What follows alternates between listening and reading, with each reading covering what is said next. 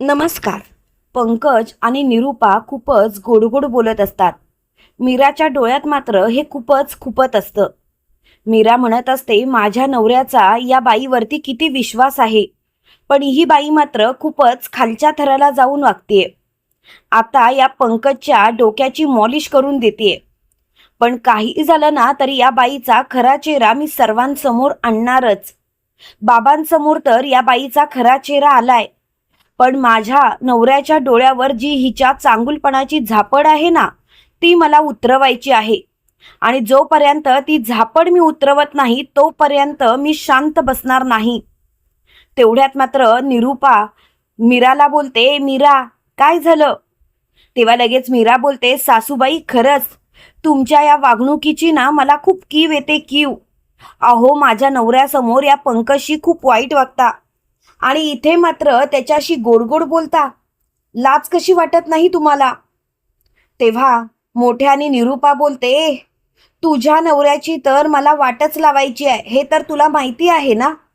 त्यावेळेला मीरा लगेच म्हणते, सासूबाई तुम्हाला जे करायचंय ते करा. आणि लगेच मीरा तिथून निघून जाते. त्यावेळेला लगेच पंकज निरूपाला बोलतो, मम्मा ह्या मीरावरती मात्र आपल्याला लक्ष ठेवायला पाहिजे. कधी ती आपला प्लॅनचा चुराडा करेल ना, आपल्याला सुद्धा कळणार नाही. तेव्हा लगेच निरूपा बोलते, अरे पंकज तू जरा शांत हो रे, तुला कसलीही काळजी करायची गरज नाही. एक गोष्ट लक्षात ठेव पंकज, कितीही काही झालं तरी सुद्धा मी त्या सत्याला आता माझ्यापासून लांब होऊच देणार नाही. त्याला माझ्या प्रेमाच्या जाळ्यात असं काही अडकवेन की तो मीराचं काहीच ऐकणार नाही. पण एक गोष्ट लक्षात ठेवायची, कितीही झालं तरी सुद्धा या मीराला मात्र मला या घराबाहेर लवकरात लवकर काढायचं आहे. त्या सत्यापासून कायमचं तोडायचं आहे. तेवढ्यात मात्र इकडे मीरा बेडरूम मध्ये आलेली असते आणि ती सत्याला बोलते, अहो आजपर्यंत तुमचं खूप काही ऐकलं, तुमच्या सर्व गोष्टी सहन केल्या. खरं सांगायचं तर प्रत्येक वेळेला तुम्ही माझ्याशी जे वागलात ते सहन केलं. काल सुद्धा तुम्ही सासूबाईंसाठी माझ्यावरती हात उचललात, कारण तुम्हाला असं वाटलं की मी सासूबाईंच्या विरोधात बोलतेय, पण असं काही नाहीये. आणि आता तुम्हाला असं वाटतंय ना की सासूबाई फक्त तुमच्याशी चांगलं वागतायत. खरं सांगायचं तर चला लवकर आपण तू सगळं काही डोळ्यांनी बघूया. तेव्हा लगेच सत्यजित बोलतो, धूमकेतू मला सगळं समजतंय, सगळं काही कळतंय.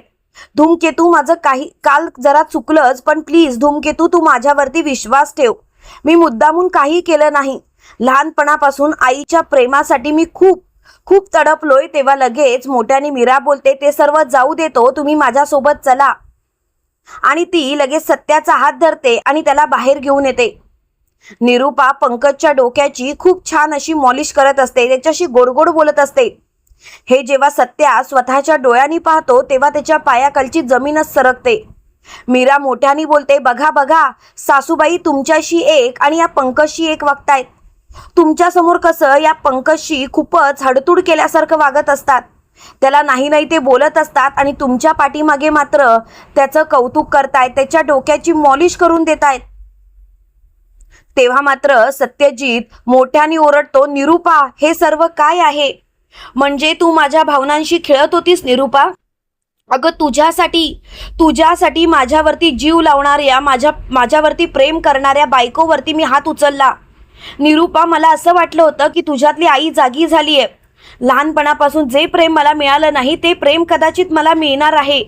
पण नाही निरूपा, तू एक नंबरची खोटारडी निघालीस, खोटारडी. तेव्हा मात्र निरूपा मोठ्याने बोलते, पुरे काही झालं ना तरी सुद्धा मी तुला जिंकू देणार नाही. सत्यजित, मी माझ्या मुलाशी चांगल्या प्रकारे वागूच शकत नाही का? सत्यजित, तू असा विचारच का करतोस? मला कळतंय सत्यजित, तुला खूप त्रास होत असेल, पण प्लीज सत्यजित माझ्यावरती विश्वास ठेव, मी मुद्दामून असं काहीच केलेलं नाही. तेव्हा लगेच सत्यजित मोठ्याने बोलतो, निरूपा तुझी ही सर्व नाटकं बंद कर, कारण तुझ्या या नाटकांचा मला आता त्रास होतोय, त्रास. निरूपा खरं सांगू का निरूपा, खरं तर तुझं हे वागणंच मला कळत नाहीये. तेव्हा मात्र निरूपा खूपच चिडलेली असते. निरूपा मोठ्याने बोलते, सत्यजित ह्या तुझ्या मीराने मी पंकजचं कौतुक करत असताना तुला आणलं, खरं खरं सांग सत्यजित, आपल्या आईला दोन्ही मुलं सेमच असतात ना. ती कोणत्याही मुलावरती कमी जास्त प्रेम करूच शकत नाही ना. आणि तसंही सत्यजित, मी पंकजवरती किती दिवस चिडू, त्याचा राग मला येतो, पण शेवटी कितीही काही झालं तर त्याला सुद्धा जन्म मीच दिलाय ना. तेव्हा मात्र सत्यजित बोलतो, ए निरूपा गप्प बस. अगं एक नंबरची नाटकी आहेस तू, नाटकी. निरूपा, माझा तर तुझ्यावरती विश्वासच नाहीये. खोटारडी निघालीस तू, खोटारडी. आणि मी तर आता तुझ्यावरती कधीच विश्वास ठेवणार नाही. तेव्हा मात्र निरूपाची खूपच चिडचिड झालेली असते. त्याच वेळेला लगेच निरूपा मोठ्याने बोलते, पुरे झालं सत्यजित, पुरे झालं. सत्यजित, तुझा जर का माझ्यावरती विश्वासच नसेल तर मग मी काहीच करू शकत नाही. तेव्हा लगेच सत्यजित बोलतो, नाहीच आहे माझा तुझ्यावरती विश्वास. त्यावेळेला लगेच पंकज बोलतोय, चल चल, आम्ही ही सर्व नाटकच केलीत, काय करणार आहेस? आणि माझ्या मम्माशी असं बोलायचं नाही या. हिम्मतच कशी होते तुझी माझ्याशी असं बोलायची? तेव्हा लगेच निरूपा चांगलीच तोंडावर आपटते. ती स्वतःशीच बोलते, बबड्या बबड्या, काय केलंस हे तू? मी सांभाळण्याचा प्रयत्न करत होते ना. आता तुला हे सर्व बोलायची काय गरज होती? मी कुठून ना कुठून तरी सगळं मॅनेज करत होते आणि तू मात्र हातात ना घालवलंस. तेव्हा मात्र मीरा हसायला लागते आणि मीरा बोलते, अहो बघितलं, शेवटी सैतानाच्या तोंडून सत्य बाहेर आलंच. अहो तुम्हाला मी हेच सांगण्याचा प्रयत्न करत होते, ही बाई कधीच तुमची आई होण्याच्या लायकीचीच नाहीये. खरं सांगायचं तर आजपर्यंत ही बाई तुमच्या फक्त चांगुलपणाचा फायदा घेत आली. फक्त या वेळेला तिने पद्धत बदलली. खरं तर या बाईला अहोजाऊ करायची सुद्धा माझी इच्छा राहिली नाही. तेव्हा मात्र निरूपा बोलते, मीरा तोंडाला लगाम घाल. कितीही काही झालं तरी मी तुझी सासू आहे. तेव्हा लगेच मीरा बोलते, बस झाला, बस झालं.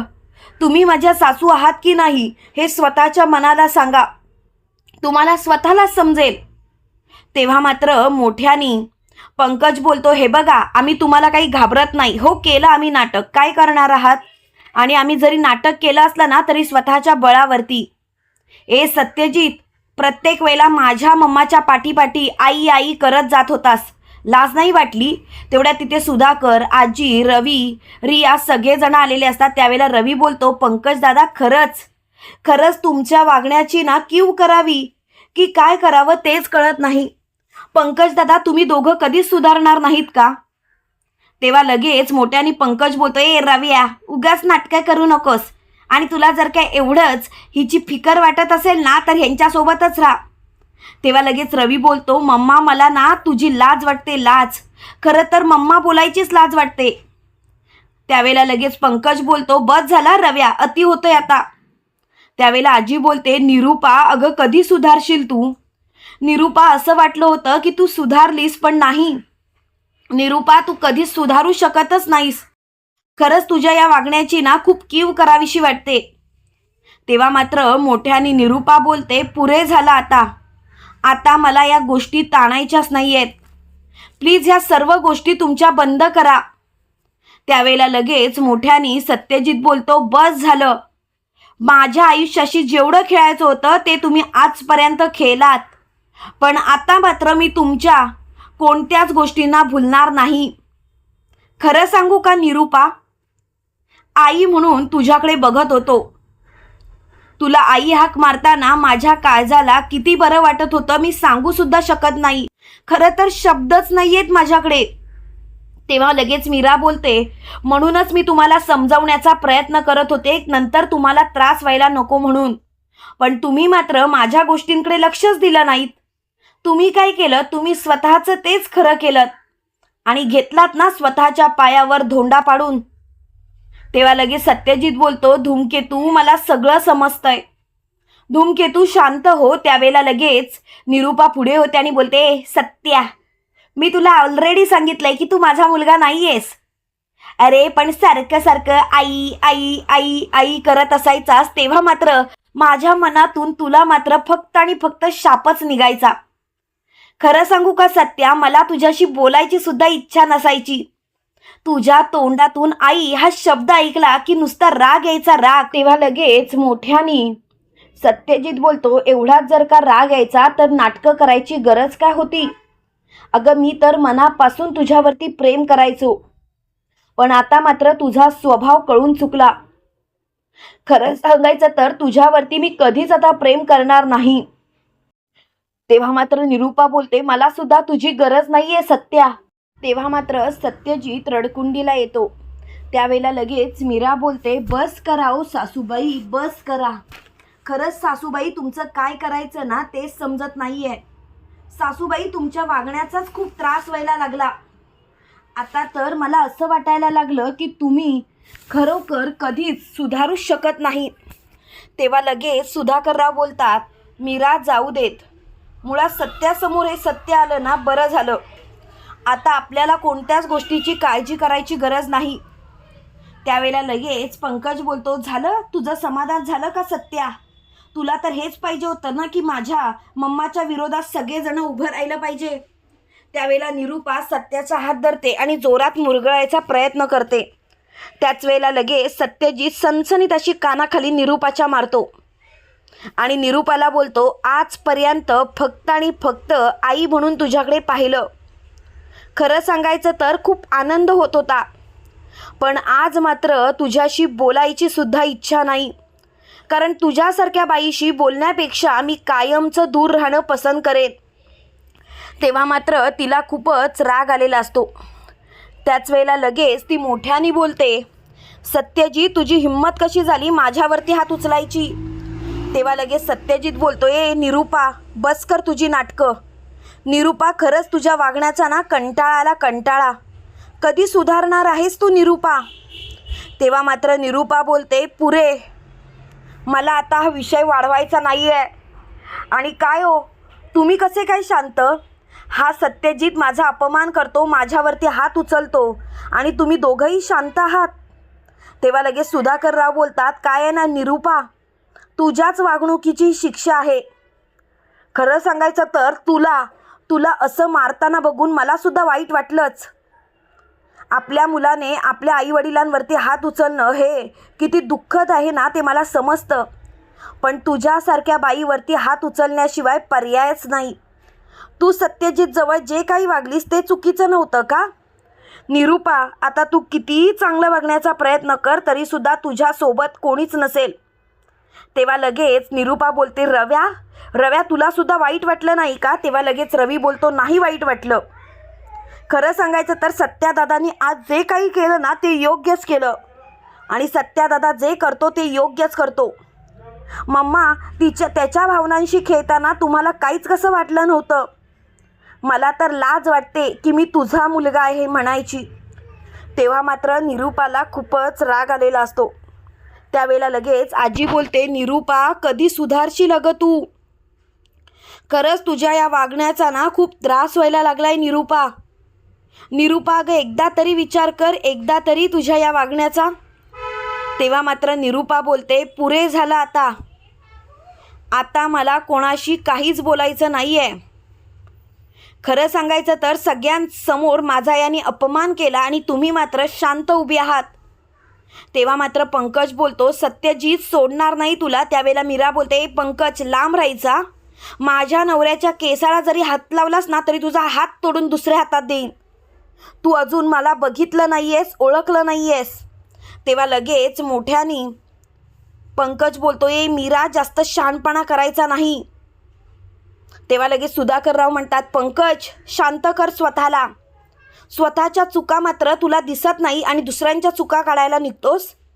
पंकज स्वतः काय काय चुका केल्यास तरीसुद्धा त्या आम्ही काही न बोलता स्वीकारल्या. तुला स्वीकारलं आणि तू काय करतोस? आमच्याच पाठीत खंजीर खुपसतोस. पंकज जास्त शहाणपणा करू नकोस, नाहीतर तुला आता बाहेरचा रस्ता दाखवेन. असं बोलताच पंकज गप्प बसतो. पंकज तोंडातून एकही शब्द काढत नाही. त्यावेळेला निरूपा बोलते, तुम्ही सगळ्यांनी मिळून या सत्याची बाजू घ्यायचं ठरवलंय ना? चालेल, तुम्ही सगळ्यांनी मिळून या सत्याची बाजू घ्या. पण एक ना एक दिवस तुम्हाला तुमच्या या चुकीची शिक्षा नक्की कळेल की तुम्ही काय करता आणि त्यावेळेला मात्र तुम्ही तोंडघशी आपटाल. आता खरंच मला तुमच्या या वागण्याचा ना खूप राग येतोय. खूप कीव करावीशी वाटते. तुम्ही असं कसं काय वागू शकता? तेव्हा मात्र सुधाकरराव बोलतात, निरूपा तू नको सांगूस आम्हाला आम्ही कसं वागायचं आणि कसं नाही ते. कारण आम्हाला कळून चुकलंय निरूपा, तू काय लायकीची आहेस ती. तेव्हा मात्र निरूपा मोठ्याने बोलते, बस आता माझा अपमान मला सहन होत नाहीये. ह्या 1.5 दमडीच्या मुलासाठी तुम्ही माझी लायकी काढताय, 4 चौघात तुम्ही मला बोलताय. जरा तरी माझा विचार करा. पण तुम्हाला मात्र माझा विचार करावासाच वाटत नाही. आता मात्र मला तुमच्याशी बोलायची इच्छाच राहिली नाही. तेव्हा मात्र सुधाकरराव बोलतात, काहीच हरकत नाही आहे निरूपा, काहीच हरकत नाही. निरूपा आता या विषयावर बोलू नका. आणि त्याच वेळेला निरूपा तिथून तावातावाने निघून जाते. तेव्हा सत्या अचानक खाली बसतो आणि रडायला लागतो. तेव्हा लगेच मीरा बोलते, अहो रडताय काय तुम्ही? अहो रडू नका. खरं तर तुम्ही स्वतःला छान प्रकारे सिद्ध केलं पाहिजे. खरंच तुमच्या या गोष्टींचा ना खूप त्रास होतोय. मला तर तुमच्या या गोष्टीच कळत नाही आहेत की तुम्ही असं का वागताय. तेव्हा मात्र सुधाकरराव मोठ्याने बोलतात, सत्यजित, अरे या निरूपासाठी तू रडतोयस, या निरूपासाठी. मुळात तिची काही लायकीच नाही आहे. आणि एक गोष्ट लक्षात ठेव सत्यजित, कितीही काही झालं तरीसुद्धा आता हा विषय ताणू नकोस. तुला त्रास होतोय आम्हाला समजते सत्यजित, पण स्वतःला शांत कर. तेव्हा मात्र सत्यजित मोठ्याने बोलतो, कसा शांत करू मी स्वतःला, कसा शांत करू? मलाच कळत नाही आहे की मी काय करावं ते. आता मात्र सगळं काही संपल्यात जमा आहे असं वाटायला लागलंय. तेव्हा मात्र सुधाकरराव सत्यजितला म्हणतात, सत्यजित शांत हो. त्यावेळेला मीरा सुधाकररावांजवळ जाते, बाबा बाबा दिसतीये ना तुम्हाला त्यांची अवस्था, तरीसुद्धा असंच वागायचं आहे का? बाबा हो जरा तरी विचार करा ना त्यांच्या वागण्याचा. बाबा प्लीज प्लीज त्यांच्याकडे बघा आणि त्यांच्या खऱ्या आईला सगळ्यांसमोर घेऊन या. तेव्हा सुधाकरराव बोलतात, मीरा ही वेळ नाही. तुम्हाला काय वाटतं मित्रांनो, खरोखर मीराने मास्टर प्लॅन घेऊन निरूपा आणि पंकजचा खरा चेहरा सत्यजित समोर आणून योग्य केलं का? कमेंट करून नक्की कळवा. आणि असेच मालिकेंचे नवनवीन अपडेट पाहण्यासाठी व्हिडिओला लाईक, चॅनलला सबस्क्राईब करायला विसरू नका. थँक्यू.